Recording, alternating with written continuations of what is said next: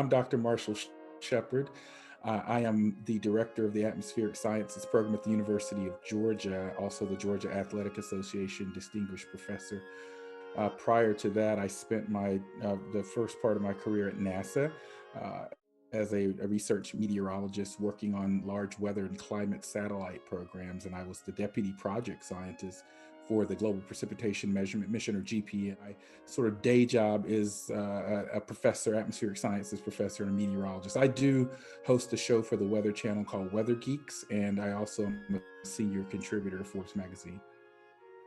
When I was an elementary school student, I used to catch insects in the yard, and I got stung by a honeybee. And I found out, whoa, I'm highly allergic to bee stings, and this was pre-EpiPen days, and so I almost died.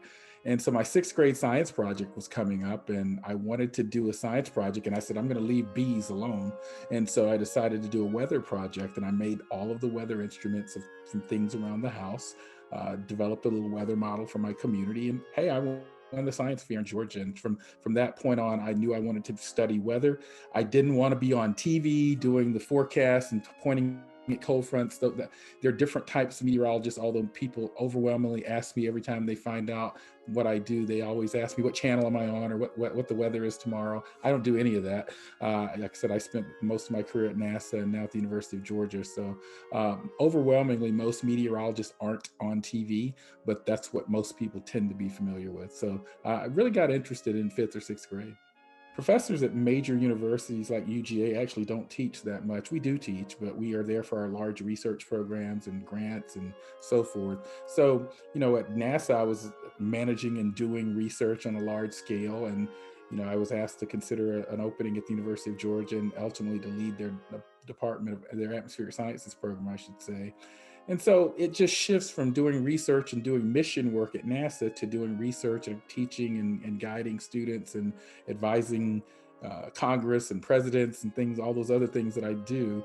So it's just juggling different things, but at the core in both places, research and development is the heart of what you do. No day is typical. We just started back classes here at the University of Georgia. But again, I only teach one or two classes a semester. Some days I spend more on my research or writing. Before COVID, I might be traveling somewhere to a conference or to meet up with research collaborators. Some days I might be doing television interviews or interviews like this, or writing something for the Washington Post. It just depends on the day. I get paid very well to do things that I would do for free, almost, in a sense.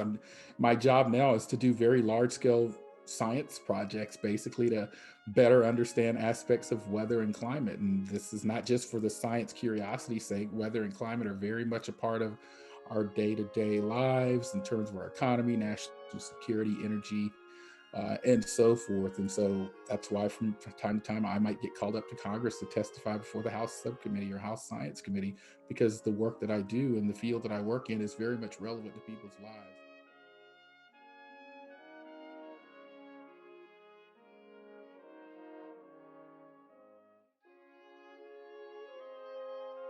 Don't shy away from the hard sciences now. We have only 2% of our field is actually African American or Black. We know that the jobs of the future are heavily STEM based: science, technology, engineering, mathematics based. And so when you look at all of the top future jobs in the next 10, 20, or 30 years, they're all some type of science or engineering. And so computer science, IT. So as we're seeing with things like climate change, COVID-19, artificial intelligence, these are the buzzwords of now and going forward, and they're going to require STEM backgrounds. I've received some of the highest awards in our field, even an award from President Bush at the White House in 2004 for early career science achievement.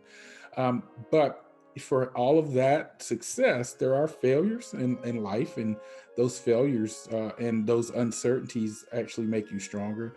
I'm actually worried about someone that I come across that says they don't have any failures in life, because that tells me they're lying.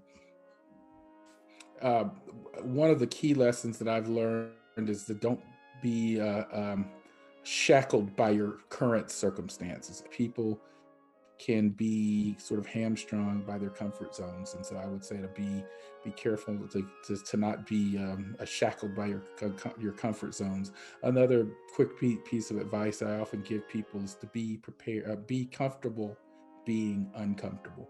Well, I do see when I used to go to the AMS meetings, for example, when I was a graduate student, only a handful of people of color at those meetings. Now there are a lot more at those meetings, so that's definitely a positive change. Although the professional numbers still haven't ticked up as much as you would think they would, but I definitely see more diverse faces in our meetings and in our conferences and so forth. So that's definitely a good thing. If you're really interested in weather or climate change, definitely follow me on Twitter at Dr. Shepherd 2013. That's Dr. Dr. Shepherd, like Shepherd and the Sheep 2013. I'm on Instagram at Marsh for FSU. I've even got a public figure Facebook page as well. So check us out and check out the podcast Weather Geeks from the Weather Channel. And you can, if you're interested in other things, follow me on Forbes. I write for Forbes.